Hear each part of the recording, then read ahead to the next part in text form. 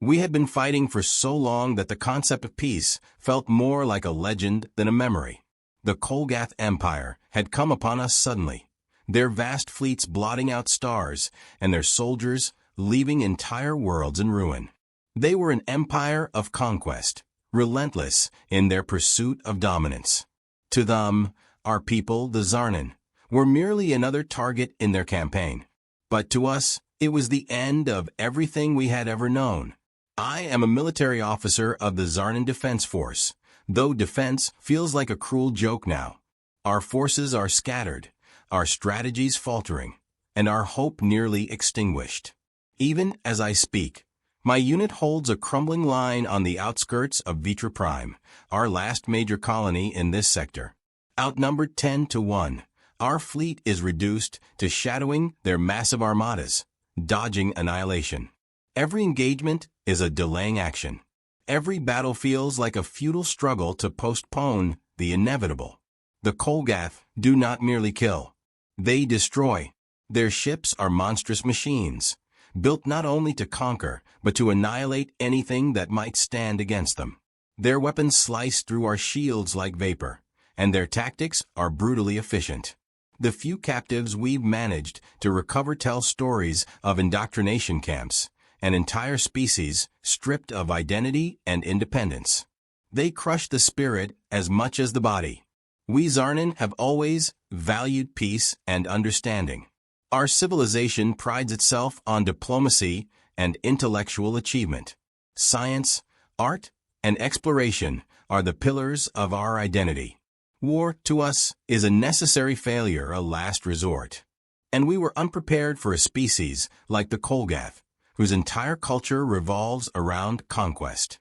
For every elegant starship we designed to study distant nebulae, they had a dozen warships armed to the teeth. For every brilliant invention we created to better our lives, they had an equally brutal device for ending them. It wasn't just our technology that lagged behind. We lacked the will to fight a war of attrition. The Zarnan are not cowards, but we were naive, idealistic. We believed that reason and dialogue could solve any conflict. Against the Kolgath, reason was a weakness. We begged for peace when they offered none. We held back, hoping to preserve life, while they slaughtered indiscriminately. And now we are paying the price. Our people are scattered, our worlds reduced to smoldering husks. Entire generations have been lost to this war.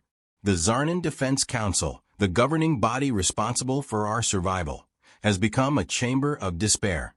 The once proud leaders of our people now argue over which colony to abandon next, which fleet to sacrifice to buy us another few days of survival. Strategies are proposed and discarded, not because they're bad ideas, but because we lack the resources to execute them. Every decision is a choice between two disasters. I sit in those council meetings, silent but seething. My voice is one among many, drowned out by the cacophony of fear and hopelessness. I know my duty, yet I can't shake the crushing weight of our situation. There are moments when I wonder why we even bother to fight. For what? For whom? The worlds we've lost will never be ours again. The friends and family we've buried will never return. What hope do we have against an enemy that seems unstoppable? And then amidst the chaos, we received the signal. It was faint, almost drowned out by interference from Kolgath jamming fields. At first, it seemed like an anomaly, background noise perhaps, or a scrambled, distress beacon from one of our fallen outposts. But as our technicians pieced it together, a message emerged. It was strange, its structure unfamiliar, its language entirely alien. Yet it was clear enough to understand.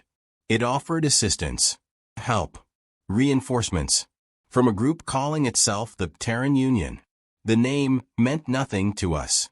The galaxy is vast, and though we Zarnan have explored far, we have not seen it all. This Terran Union could have been anyone, traders, mercenaries, or even another empire seeking to exploit our desperation. Some council members dismissed it outright, suspecting it was a Kolgath trick designed to lure us into a trap. Others were more pragmatic, arguing that even if it was a trap, we had little to lose. If we stayed the course, we were doomed anyway. I found myself in the latter group. I argued, perhaps too passionately, that this Terran Union might be our last hope. The signal was sent from an unregistered sector of space, far from any known Kolgath territory. And there was something in its tone, in its urgency, that felt genuine. Whoever the Terran Union was, they had taken a risk by contacting us. Why would the Kolgath bother with such an elaborate ruse when they could crush us outright? I convinced enough of the council to investigate, though it was a decision born more of desperation than belief. As the discussion ended, I lingered in the council chamber, staring at the holographic projection of the signal's source coordinates. Terran Union. Humans. The words echoed in my mind, foreign and strange. What kind of species sends a signal into a war they have no part in? What kind of species claims to offer help to strangers on the brink of extinction? I couldn't decide whether to feel hope or dread. But one thing was certain. We would find out soon enough. When we arrived at the specified coordinates, there was an uneasy silence.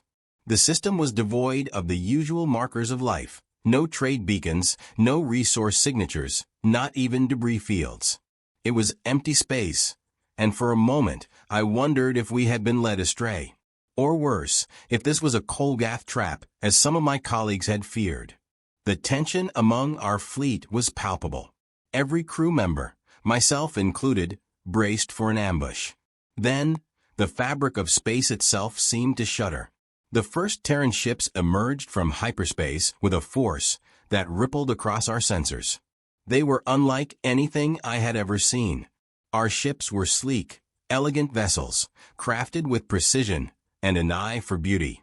These were massive industrial leviathans, their surfaces bristling with weaponry and reinforced armor. Their engines glowed with a fierce intensity, like the core of a star, and their sheer size dwarfed even our largest capital ships. More and more vessels appeared, surrounding us in an expanding formation. Carriers, dreadnoughts, and smaller frigates took their positions with military precision. It wasn't just their scale that was intimidating, it was their design. Every line, every angle of these ships spoke of a singular purpose: war.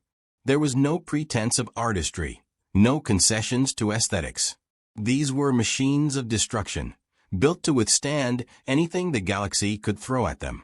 The comms crackled, and we received an incoming signal from the lead Terran ship. The humans did not follow our protocols for formal introductions. Instead of encrypted diplomatic codes or ceremonial overtures, we were greeted with a direct video feed of their commander, a stern-faced individual wearing an armored uniform that seemed both practical and imposing. Their language was translated almost instantly, though the cadence of their speech felt raw and unpolished compared to our own. "This is Admiral Harris of the Terran Union. We understand you're fighting the Kolgath. We've been tracking their movements. We're here to help, but make no mistake, this isn't charity. The Kolgath are a threat to us, too. If we assist you, it's because it serves both our interests." Their words were as blunt as their appearance. There was no posturing, no elaborate gestures of goodwill, just a clear statement of intent. The council members who accompanied us hesitated, unsure how to respond to such directness. In Zarnan culture, diplomacy was an art form. Every word was chosen carefully, every sentence crafted to build trust and understanding. But the humans spoke with the efficiency of a species that valued action over appearances. Admiral Harris continued, outlining their terms with a confidence that bordered on arrogance. They would join our fight, but they would maintain full operational control of their fleet. They would share intelligence and resources, but only as needed. They made it clear that they weren't asking for permission to intervene. They were informing us of their decision. Despite their audacity, it was impossible not to be impressed. The Terran fleet was a display of raw power, and their willingness to confront the Kolgath suggested a courage we had rarely encountered in other species. Yet there was also an unsettling pragmatism in their approach. They were here to win, and they would do whatever it took to achieve that goal. We reluctantly agreed to their terms. What choice did we have? The Kolgath were on the verge of wiping us out, and the humans, for all their bluntness, offered us a chance we could not afford to ignore. Once the terms were settled, the Terran fleet wasted no time in demonstrating their capabilities. They deployed drones that scanned the battlefield with astonishing speed, mapping enemy positions with a level of detail we could scarcely believe. Their ships were equipped with modular weapon systems, capable of adapting to different threats in real time. It wasn't just their technology that impressed us, it was their confidence. They moved with the precision of a species that had mastered the art of war. Every maneuver, every deployment was calculated, efficient, and relentless. Our own fleet, despite its advanced design, seemed fragile and unprepared in comparison. The humans carried themselves with a kind of controlled chaos, a willingness to improvise and adapt that was both inspiring and terrifying. As I watched them prepare for battle, I couldn't help but feel a mix of emotions. Gratitude, certainly, we needed their help, but also unease. These were not allies in the traditional sense. They were a force unto themselves, a species that had chosen to intervene not out of compassion, but out of necessity. And yet, despite my reservations, I felt a spark of hope. For the first time in years, the Kolgath might face a foe that could stand against them. The first assault with humanity's involvement was unlike anything I'd ever seen. Our fleets, battered and cautious, had long since abandoned the idea of bold offensives. But the humans had no such hesitation. They coordinated the strike with precision, merging their fleet formations with ours in a way that maximized both firepower and defense. For the first time in years, we were on the offensive, and the Kolgath didn't see it coming. The humans' tactics were audacious and unpredictable. Where we relied on calculated maneuvers and defensive posturing, the Terran fleet pressed forward with relentless aggression. Their AI-guided missiles carved through the Kolgath lines, adapting mid-flight to avoid countermeasures and targeting weak points in enemy formations. EMP blasts temporarily neutralized entire squadrons of Kolgath ships, leaving them vulnerable to follow-up strikes. And their smaller, faster vessels executed hit-and-run attacks, darting into the chaos to disable key systems before vanishing into the void. It was chaos, but it was controlled chaos, an organized storm that overwhelmed the Kolgath. Watching the battle unfold, I saw our enemy falter in a way they never had before. They were unused to this level of adaptability and ferocity. For the first time, their meticulous strategies were failing them, and they scrambled to adjust. Yet it wasn't just the strategy that impressed me. It was the sheer scale of their determination. The Terran forces fought with a kind of ruthless efficiency I had never encountered. They didn't hesitate, didn't falter. Every action, every shot, seemed calculated to maximize destruction. And as I watched, I couldn't help but feel a sense of awe and unease. The ground battles were just as transformative.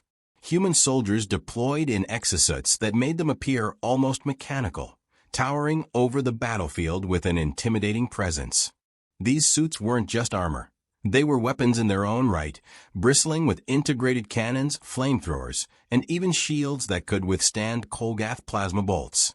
Alongside them were autonomous drones that buzzed through the air like a swarm, scouting, attacking, and providing cover fire with a precision that seemed almost alive. The humans didn't fight like we did. They didn't adhere to the rigid formations or cautious advances that defined Zarnan tactics. They adapted to the terrain and the situation with a fluidity that bordered on chaos. And yet it worked. They pushed forward, relentless and unyielding, dismantling the Kolgath's once impenetrable defenses piece by piece. But their ingenuity didn't stop at their machines. Terran bioweapons turned inhospitable environments into their advantage. Specialized chemical agents rendered entire Kolgath outposts uninhabitable for their kind, forcing them to retreat or die. It was brutal, uncompromising, and effective. As much as I admired their strength, I couldn't ignore the cold calculation behind their methods. They were not saviors in the traditional sense, they were warriors, and they fought to win. The tide of the war began to shift during a pivotal battle over the moon of Kalar 6. The Kolgath had entrenched themselves there, using its dense mineral deposits to fuel their war machine. Retaking it was essential, and the humans made it clear they had no intention of failing. The battle raged for hours, both sides trading devastating blows.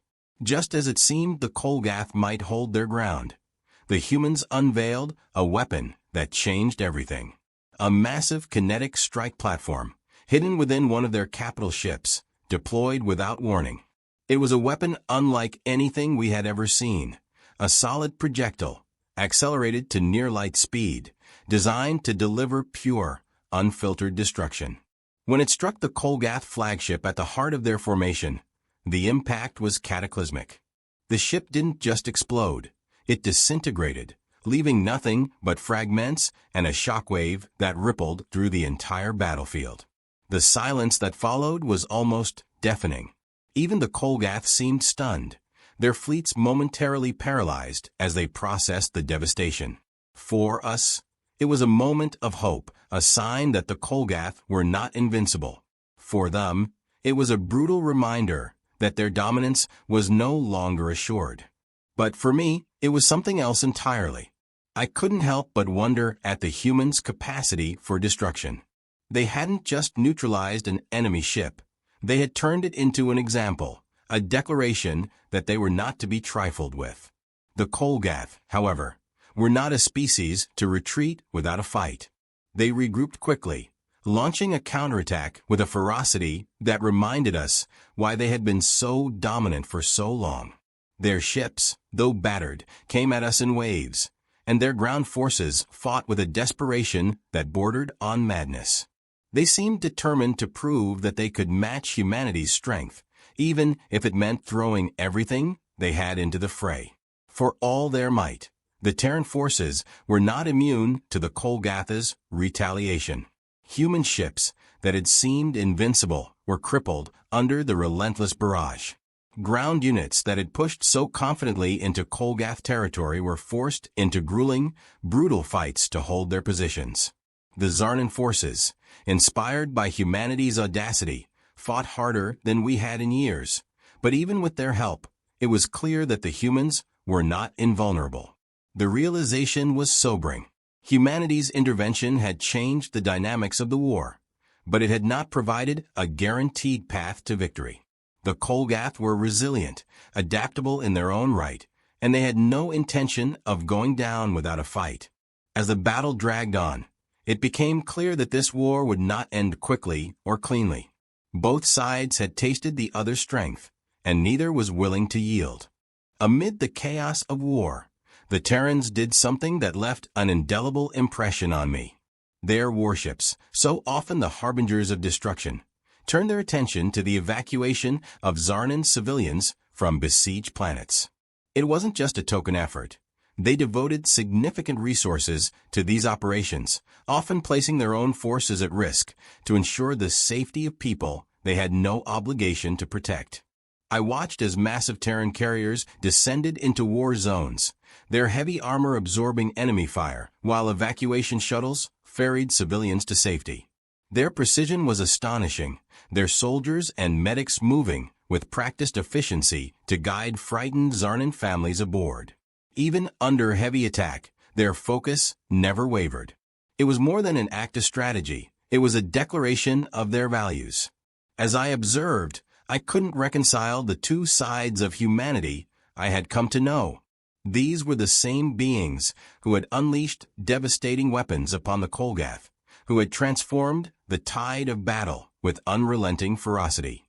And yet, here they were, protecting the defenseless with a care that went beyond duty. They fought like savages, but they saved like saints. Between battles, there were moments of respite where Zarnan and Terran soldiers gathered together. At first, our interactions were cautious, tinged with the awkwardness of cultures meeting for the first time. But gradually, barriers fell as stories were exchanged. Human soldiers spoke of their families, their homes, and the reasons they fought. There was a raw honesty in their words, an openness that we Zarnan found disarming. They spoke of loss and love, of victories hard won and defeats that scarred their histories. In return, we shared our own stories, our struggles, our hopes, and the lives we had lost to the Kolgath.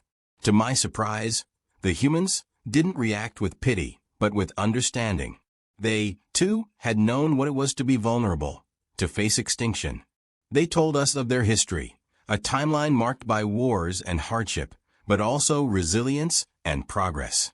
Humanity had been forged in the fires of its own conflicts, and that history had made them what they were now, warriors with an unshakable resolve to protect what they held dear.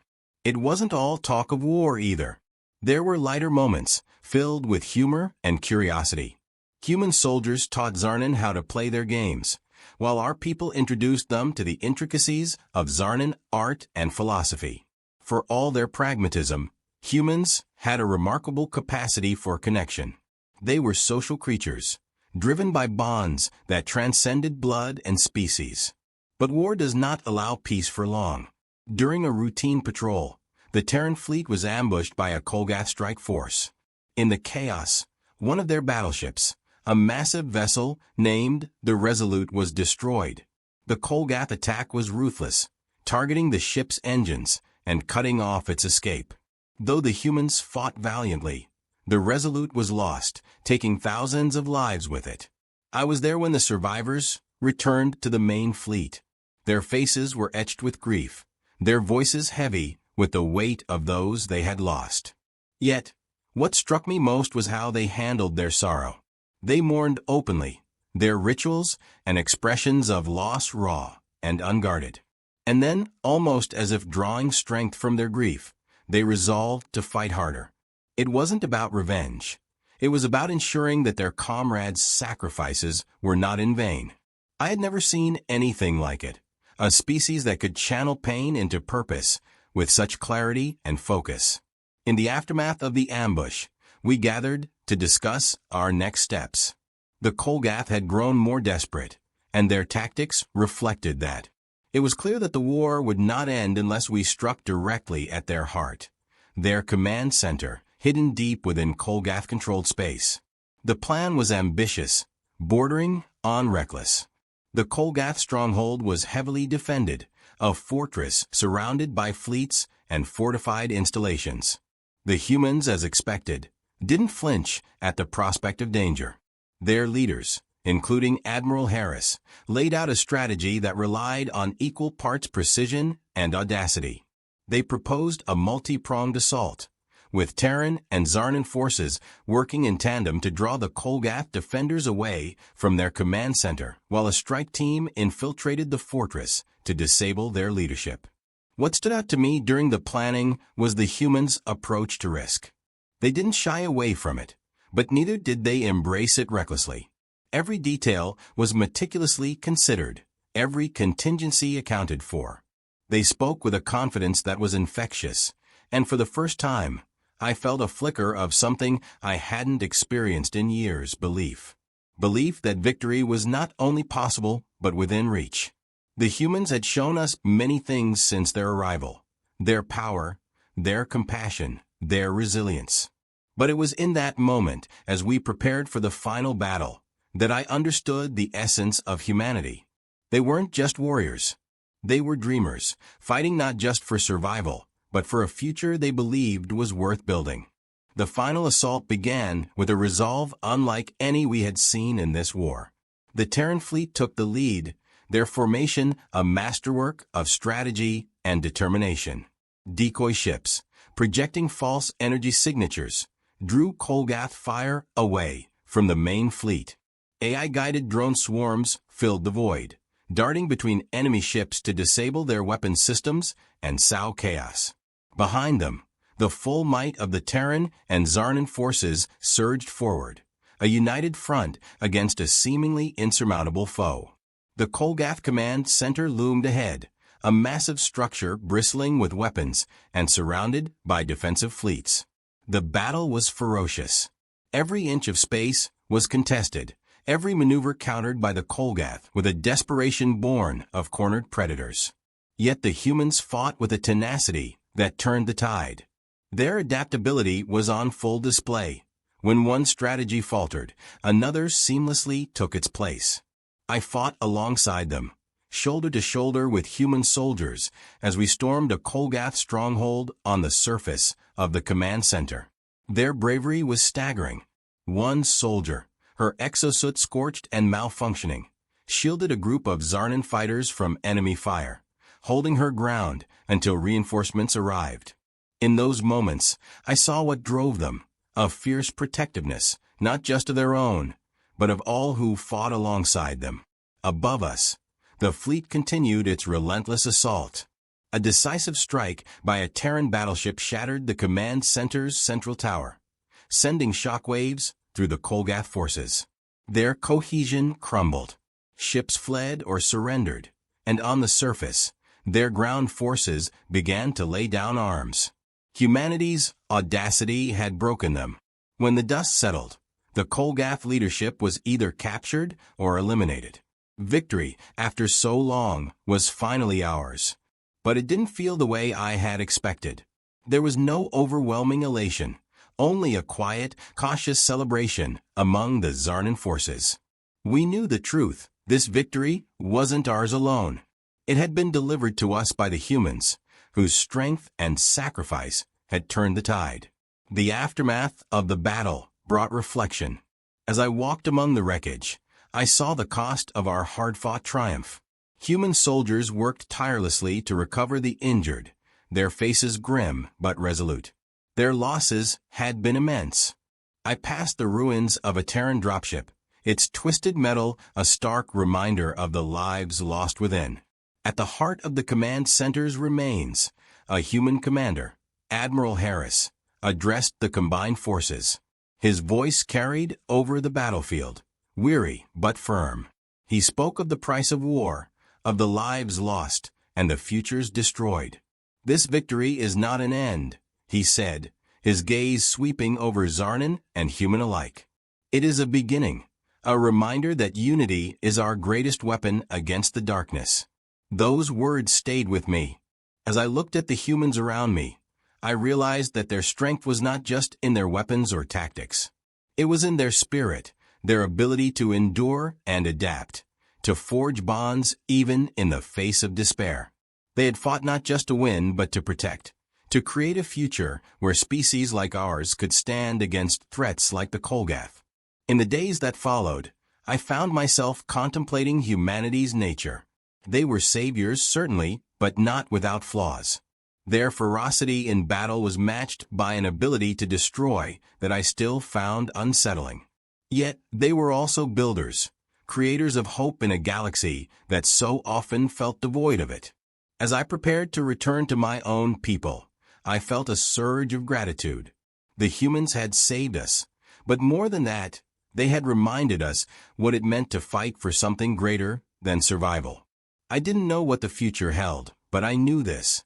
With humanity as our allies, the galaxy would never be the same.